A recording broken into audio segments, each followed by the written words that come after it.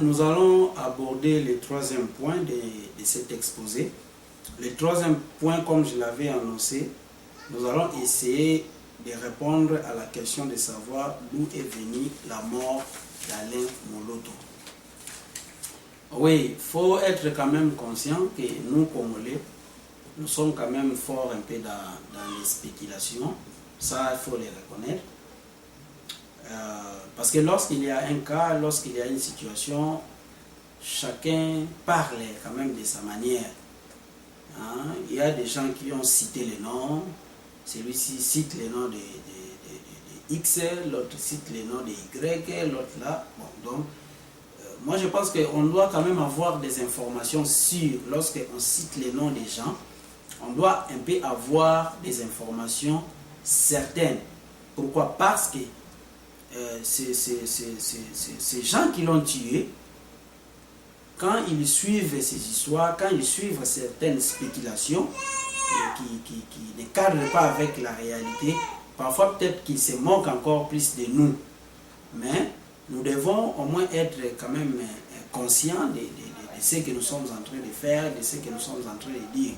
Alors pour aborder la question de savoir d'où est venue la mort d'Alain Moloto, moi personnellement, je n'ai pas de nom à citer parce que je n'ai fait aucune investigation pour avoir des noms que je vais publier ici, que c'est un tel ou une telle. Non, là je n'ai pas de nom, mais seulement à mon avis j'ai des signes. En tout cas j'ai des signes, ça n'engage que moi. J'ai des signes que je vais donner, en tout cas qui montrent que cette mort-là, cet empoisonnement est venu des autorités de notre pays. Ça, j'ai des signes. En tout cas, ça n'engage que moi. Il y a deux signes, en tout cas, qui ne trompent pas, qui montrent que cette mort d'Alain Moloto est venue de nos gouvernants. Le premier signe que je vais donner, c'est cet afflux des hommes politiques lors des obsèques de notre frère Alain Moloto. Nous savons que le jour où on sortait le corps de notre frère de la mort, sur le premier plan, il y avait la présence du Premier ministre, Matata Mpolo. Alors quand j'ai vu ça, je me suis posé la question, mais comment est-ce que la sortie du corps de la mort nécessite vraiment la présence du Premier ministre? En tout cas, ça c'est quelque chose quand même qui avait attiré mon attention. De deux, vous savez qu'il y a eu la ministre là, qui était là, que les gens y eux-mêmes. Et vous avez vu la présence de Kengo Adondo, il y a eu cette histoire de décoration, je ne sais pas, bon. Chaka Congo a dit que c'est lui qui avait demandé, hein, ceux qui ont suivi Chaka Congo a dit que c'est lui qui avait demandé à ce qu'on puisse décorer les corps d'Alain Moloto. Parce que ça, on dit c'est décorer les corps, ce n'est pas décorer Alain Moloto parce qu'Alain Moloto était déjà mort. C'est lui qui avait demandé. Donc, cet afflux des hommes politiques lors des obsèques de notre frère, moi personnellement, ça a attiré mon attention et ça m'a donné l'impression, comme je dis, d'un assassin qui passe sur les lieux de crime pour aller constater les dégâts. Hein? Moi, en tout cas, c'est l'impression que ça m'a donné. Mais, vous savez, il y a quand même des gens qui peuvent disculper pour dire peut-être que, bon, voilà, peut-être que le Premier ministre, Matata Mpolo, qui était là, bon, peut-être que lui est si aimé Alain Moloto. Et puis, je pense qu'il y a des politiciens qui peuvent le faire par récupération, parce que vous savez que les politiciens agissent aussi par instrumentalisation. Hein? Ils récupèrent certaines situations. Quand ils voient qu'une situation qui touche la population, qui choque les gens, hein, les politiciens peuvent aussi instrumentaliser cette situation pour se mettre aussi du côté de la population, pour faire voir aux gens qu'eux aussi, ils sont de cœur avec la population. Donc, pour ces premiers points, pour ces premiers signes, comme je dis qu'il y a des gens qui peuvent disculper, ils peuvent dire, voilà, peut-être qu'ils aimaient aussi Alain Moloto, c'est pourquoi. Mais moi, personnellement, comme je dis que cet afflux des hommes politiques lors de ces obsèques, ça a quand même attiré mon attention. Mais Le deuxième signe qui est plus convaincant que les premiers, hein, qui montre que, pour moi en tout cas, qui montre que cette mort est venue des autorités, de nos gouvernants au Congo, c'est que aujourd'hui parler seulement du poison d'Alain Moloto est devenu comme une offense, hein, à l'encontre des gouvernants. C'est-à-dire que même si vous ne citez pas le nom de quelqu'un, même si vous ne dites pas que voilà c'est le ministre tel, voilà c'est le président de la République, ou voilà c'est non, même si vous ne citez personne, mais le fait seulement de parler du poison d'Alain Moloto, c'est comme si c'est devenu une offense. On a appris que le frère Blaise Toumata Mekanda, qui avait dit ouvertement qu'Alain Moloto était empoisonné, lui a dit qu'il était empoisonné plus de 7 fois. On a appris qu'il a eu des menaces. C'est ce qu'on a appris. Je ne sais pas, je ne peux pas vérifier ça, mais on a appris qu'il était menacé. Et puis, comme je dis, que parler de cet empoisonnement, c'est devenu comme une offense. C'est comme si on ne peut pas parler de ça. Moi, j'ai vu des interviews qui ont été coupées, hein, parce que, par exemple, je suivais une interview de Chaka Kongo un jour, quand il voulait aborder justement le point du poison. Hein, j'ai vu on coupait, c'était entrecoupé. Donc c'est là que j'ai vu qu'il y a, c'est comme s'il y a une force supérieure derrière cette situation. Parce que c'est un fils du pays qui est mort. Alain Moloto n'est pas le premier homme que nous perdons, qui est mort par empoisonnement. Il y a des gens qui meurent comme ça par empoisonnement. Mais s'il n'y a pas la même mise de gouvernement dans cette affaire, c'est-à-dire qu'on ne verra pas cette forme d'interdiction où on ne peut pas parler de ça, cette forme d'étouffement où on est en train d'étouffer cette vérité. Et vous pensez vraiment, voyez un peu le frère Eric, je reviens encore sur le frère Eric qui avait dit avant qu'on avait trouvé des substances toxiques. Hein? Parce que c'est ce qu'il a dit de Golabiso, Azaki maladie en gros, Azaki, on a qui substance toxique, je ne sais pas par quel mécanisme, et comment qui n'a d'autres, mais je pense que, et comment côté, c'est ce qu'il a dit. Mais après, le même frère, il va passer encore sur une chaîne de télévision, et c'est la RTNC aussi, pour maintenant dire qu'il n'a pas de preuve qu'Alain Moloto est mort par empoisonnement. Alors moi, je ne pense pas que c'est sans pression, hein, qu'il a fait cela. Je pense que, en tout cas, il y a une pression derrière lui pour venir démentir. Et ils sont passés à la RTNC. Mais qui vraiment peut venir dire la moindre vérité contre le gouvernement sur une chaîne du gouvernement, hein? Et pour les frères Patrice, moi je pense que c'est quelqu'un qu'on a peut-être donné la mission de vouloir convaincre les gens que les frères Alain Moloto n'est pas mort par empoisonnement. Mais moi je pense que les frères Patrice, on ne les suit même pas, parce que ces frères, je peux dire, il est déjà dans la déroute, il a déjà dérouté, hein? Il n'est plus ce qu'il était. Donc les choses qu'il a dit avant, ce qu'il avait chanté, dans les thermomètres, il dit il faut être chaud ou être froid, sinon tu seras vomi. Moi je pense que c'est lui qui est déjà vomi, parce que lui aussi n'est ni chaud ni froid. Lui-même, ce n'est même pas question qu'il sera vomi, mais lui il est déjà vomi, parce qu'il a déjà trahi sa personnalité. Vous voyez? Donc cela prouve qu'il y a une pression, il y a un travail des gouvernants qui est en train de se faire pour vouloir étouffer ces problèmes du poison d'Alain Moloto. À cela s'ajoute aussi la mère Mende, parce que j'ai vu aussi la mère Mende sur Internet, un élément où il demande la thèse du poison. Non, il n'est pas mort par le poison, c'est une maladie naturelle, c'est une mort naturelle par une maladie, mais il n'avait pas donné le nom de cette maladie. Bon, nous savons que lorsque Marthe est mort, on nous a dit qu'il était mort de l'insuffisance rénale. Bon, maintenant, vous dites qu'Alain Moloto est mort par une maladie. C'est une mort naturelle par maladie. Mais quelle est cette maladie? Et après, j'apprends que, on a dit si c'est la tuberculose, des histoires comme ça. Comme je dis, on doit cesser de se moquer des gens. Vous savez, nos gouvernants, ces gens, en réalité, ce sont des criminels. Ça, il faut le dire. Ce sont des criminels. Nous devons dire la vérité. Ce sont des criminels.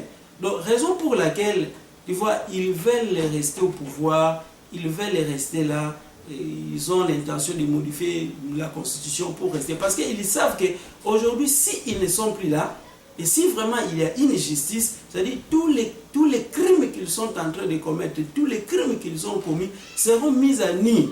Hein, seront mis à nu. C'est pourquoi la solution pour eux, c'est demeurer au pouvoir. Ces gens sont en train de commettre beaucoup de crimes. Mais nous savons que chaque chose a son temps. La Bible dit que chaque chose a son temps. Le problème, c'est parce qu'ils n'ont jamais tiré véritablement les leçons de leurs prédécesseurs.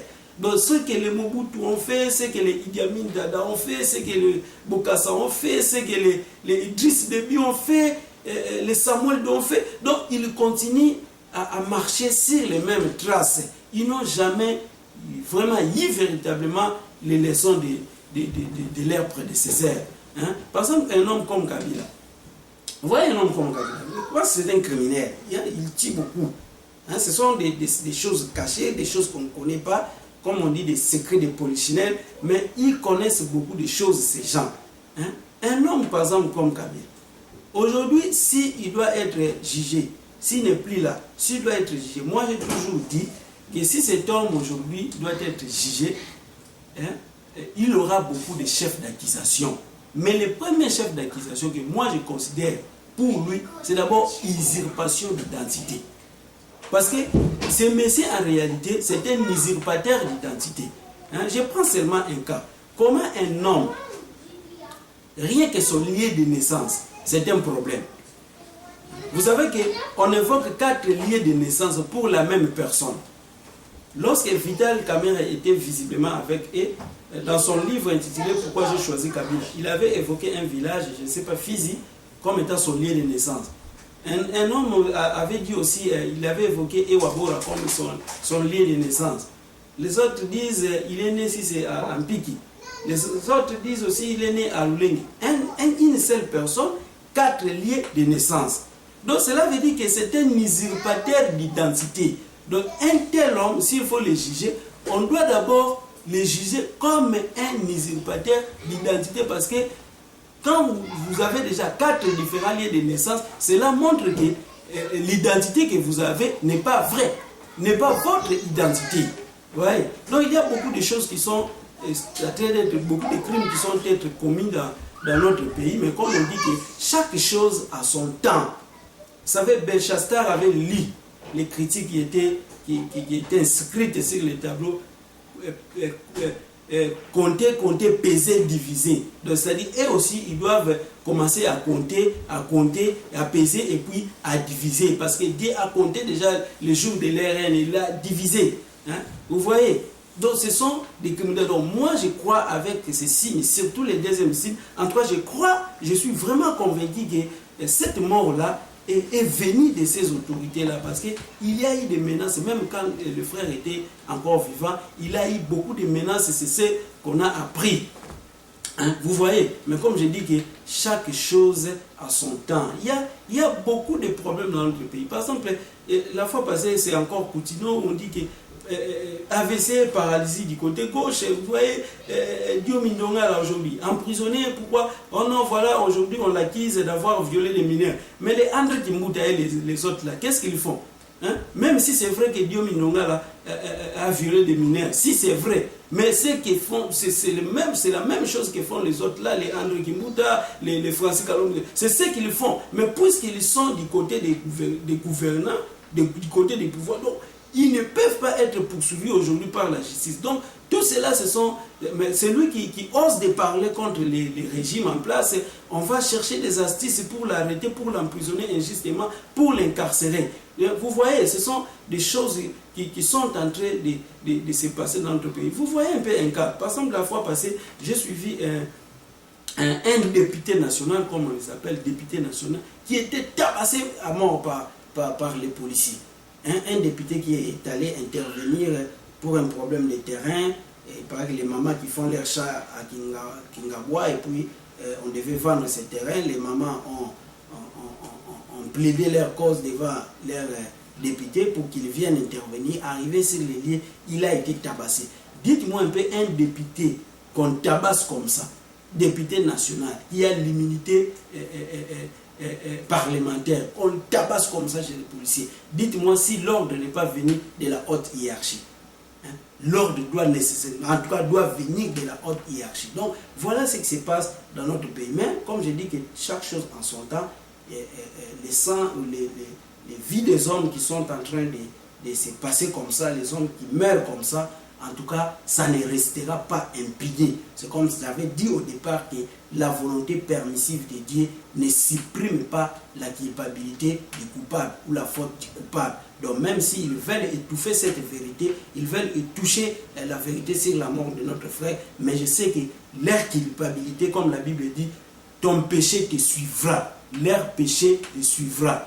Donc voilà un peu ici où nous allons mettre un point final à notre exposé. Donc on a parlé de la problématique de la volonté de Dieu dans la vie des enfants de Dieu, et avec comme cas un cas du décès d'Alain Moloto. Nous avons abordé les premiers points sur la question de savoir si vrai ou faux Alain Moloto est mort par la volonté de Dieu. Nous avons dit non, partant de la définition du concept volonté.